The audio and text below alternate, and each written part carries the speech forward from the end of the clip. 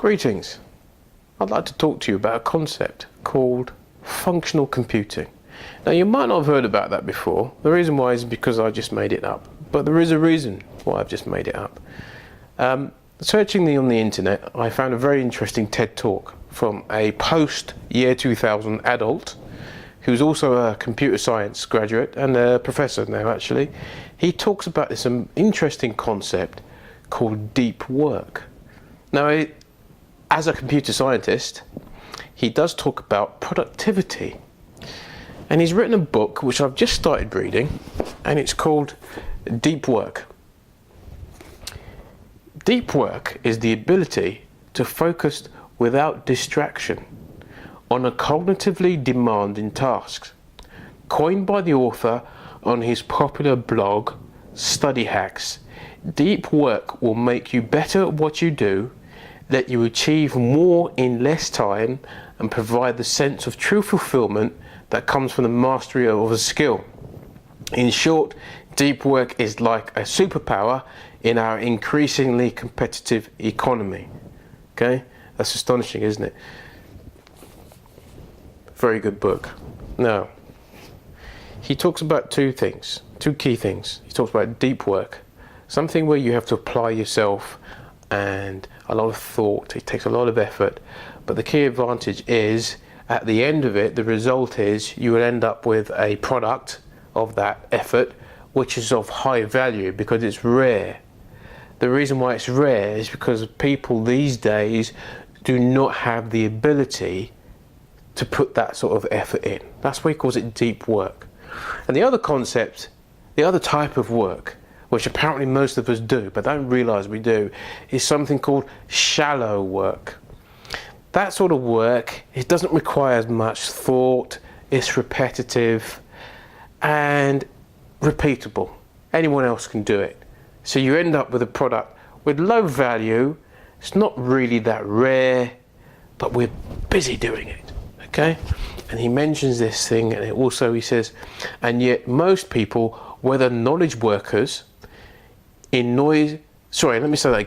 yet most people, whether knowledge workers in noisy open plan offices or creatives struggling to sharpen their vision, have lost the ability to go deep, spending their days instead in a frantic blur of email and social media, not even realizing there's a better way. His words, not mine, or the person who wrote the introductions there. Now, in his video, which I'll post below, I hate it when people do that, but I've just done it, so carry on. The TED Talk, he speaks about why he doesn't use social media, because it's a distraction. And he explains the science behind it. In this book as well, he also mentions the fact of how difficult it is now to do deep work because of these distractions. And he also explains that in his video. Right, now here's the point. He mentions the reasons why he doesn't use social media. Then I started to realize, especially when I started to read the book, trust me, this is not an advert for the book. The reason why I'm doing this is because the concepts are quite powerful. I am a very productivity focused type of person, and anything that gives me insights to cope with the increasing pressures and the speed of business, I'm interested in. I've never had the thought to be a YouTuber and so forth, but I liked what he's saying here, so I want to share that with you and also document it for myself. So, back to the point, functional computing. Well, as knowledge workers, we live in the information age. Everyone always says that we live in the information age. So that means all our information is modeled in computers.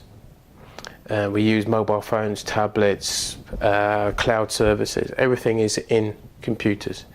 So he's made the stand to buck against the trend to use social media and to shun it, because he wants the ability to relearn how to do deep work. So I thought, where else do we have distractions? And believe it or not, we are surrounded by distractions, but it's happened over time. and we don't realise how it's affecting our productivity. Productivity is a serious concern, especially in the UK. Even the government is concerned about our level of productivity as a nation. Apparently today, 2017, our levels of productivity have stagnated, if not fallen slightly back from the 2008 crash. So much so that the UK government has written a research paper as to the reasons why the UK's productivity is either stagnating or falling. It's a research document, and in there, in section 5.1, it states some introductory reasons as to why the productivity is failing. And in there it does mention things like inaccurate data, more overworked employees, not being able to access information. But here's a key point. When you look at our IT systems, seriously, you sit down, you think about it, do they actually help you achieve your goal? Do they actually help you be productive? Do they help you do deep work? So if they don't, they're not functional, because IT, information technology, is just the ability to model information, whether you're in a school, you're on a football club, you're a baker, you're an estate agent. You need information, you need to retrieve information, you need to process information. So all these tools and laptops and tablets and so forth, they're tools. They're not a way of life, they're not status symbols, how slim they are, how expensive they are. That's the normal trend. That's the shallow work. Making them an emotional attachment. Okay, so I hope I've given a baseline. So let me give you examples. Let's round that off. Let me give you examples of what a non-functional information system or computing system. What does a non-functional computing look like? I'll start with Windows. We all use Windows, and it is the most prevalent operating system that sits in front of our face, apart from mobile devices. Okay? Looking at Windows, you use this computer or a computer system to produce a piece of work. Who knows, even this book is probably written. Whether you're writing a book, whether you're writing an email to your lawyer, or whether you're writing your thesis, whether you're creating an invoice, it's a piece of work. Now imagine this, you're doing your piece of work, then your tool now interrupts you. Your tool interrupts you for its needs. Please stop what you're doing. Please service my needs. But they're your needs really, but they are actually my needs. This is a tool that's supposed to be serving you. Is it functional?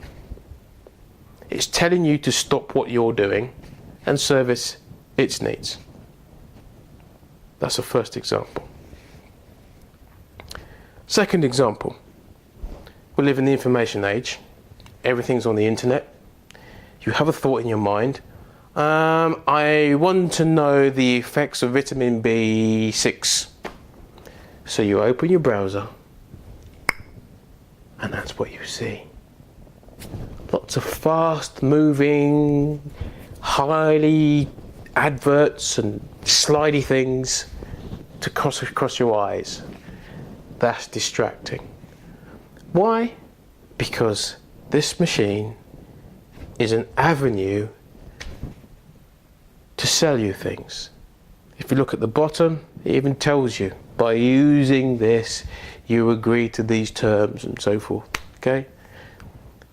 Is that a functional machine? Sometimes you might even forget what you were looking for because something does catch your eye. It's designed to.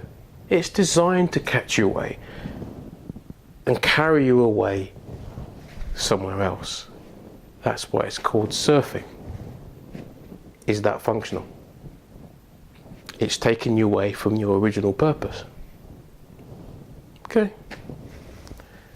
Third item. Do you remember, let's look at the term PC. PC stands for personal computer. But now we have to fight to keep our privacy. It's no longer called a personal computer. It's just this term now. PC doesn't actually stand for personal computer. It's a symbol itself for your computer, but it doesn't stand for personal computer. If you look at the things you have to do to maintain your privacy, to safeguard your interests. So these tools that are were originally designed to model your data, to model your business, to help you provide and manipulate data that's relevant to you, is no longer functional for you.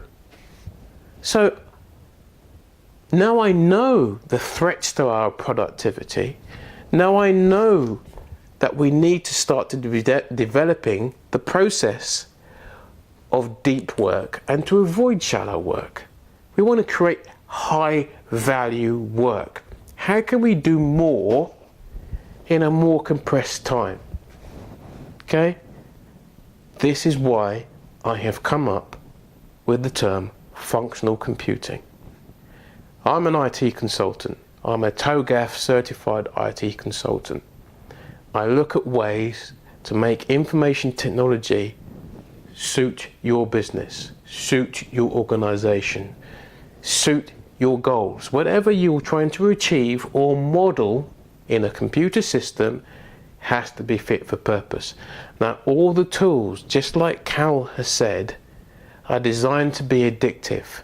If you watch his video and TED Talks, you will see he uses those words. He refers to them as slot machines, forms of entertainment. Now, here's the divisor. If you're happy with those tools, this series of videos which I'm going to be doing over the coming weeks are not for you. If you're happy with the level of productivity that you currently have, these aren't for you. If you're happy with the adverts and the giving away of privacy, there are so many options out there. These things I'm going to be describing are not for you. The reason why I'm doing these videos is for people who are productivity oriented. They realize now, as I have done, that they are surrounded by things that reduce your productivity. Even the government are looking for ways to increase their productivity. I'm not saying IT is the whole blame of it, but I suspect that is a large portion of it, because these things are no longer being tools. Okay? If you look at some of the things that's now in place, the G Cloud, you can't even MOT your car. The garages have to have the tablet. You can't do PAYE without an internet connection. There's all these barriers to being productive, to being productive, to creating deep work. So, my concept of functional computing, the whole essence of it is looking for ways to get rid of the distractions. The same way Cal doesn't use social media, he's going against the trend totally. People even laughing at him. How can you do that? We're living in the modern age. Well, to a certain degree, it will feel like that, because you're going to be doing things which are going the opposite way. Okay? Now, again, this is what I'm saying. If you're not prepared to do that, if it depends on your priorities, okay, I'm going to be highlighting a number of different things across IT which will help you be able to do deep work using functional computing. Things that are focused on your tasks. Okay? So, like I said, over the coming weeks, I'll come up with different videos highlighting ways which we can increase our productivity. Okay? I hope you find them interesting. I'm not doing it for video views or subscribers. I'm just trying to get people like the same way I found this guy's work. I'm hoping to highlight this and any other tool which I can help improve people's productivity. Primarily I'm doing it for me. I must admit, I'm doing it for me to help with my productivity and my customers. If you would like me to help you with some of the insights that I've managed to pick up, by all means contact me. But I don't want to get into a debate of whether I'm right or wrong. I just want to know whether you found it useful or not. That's all it is. Because I genuinely believe that we are living in a very fast-paced, very distracting world. And as knowledge workers, which we all are, whether you like it or not, we all are knowledge workers. We are either processing it or giving it, intentionally. We're all based on knowledge workers. We have to have the ability to be able to create high value work. Or even if it's not high value, to achieve the same amount of work in a shorter period of time, so we can spend more time with our families, we can spend more time learning new things, or learning deeper things quicker. These are the skills that we need to have, and we have to realize when things are for our benefit and things that aren't. Now, sometimes that does mean you have to go against the norm.